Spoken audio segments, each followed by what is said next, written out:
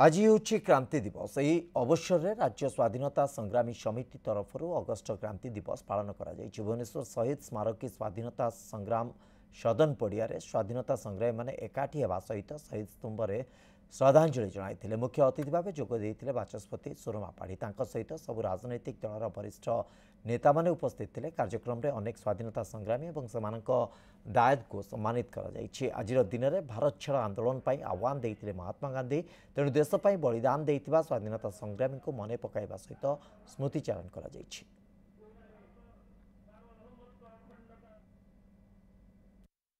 आज दिवस रे राज्य स्वाधीनता संग्राम समिति आनुकूल्य रे आज भुवनेश्वर स्वाधीनता संग्रामी प्रांगण में अनुष्ठित होची शहीद स्मृति स्तंभ रे माननीय बाचस्पति नहीं समस्त आमे माने एवं सेमानक स्मृति प्रति श्रद्धांजलि ज्ञापन करिछु। तांको समस्त को एकत्रित करी सेही क्रांति दिवस महात्मा विषय आलोचना करिबा ये आगामी पीढ़ी युवक छात्र समस्त को ये प्रेरणा दब से दृष्टि ए कार्यक्रम आयोजक मान धन्यवाद देवी स्वाधीनता संग्रामी समिति एवं तंकर दायाद समिति उभय सहयोग रे बारंबार से माने भिन्न भिन्न कार्यक्रम करिथिबा बेले अगस्ट क्रांति दिवस को मध्य पालन करुछंती।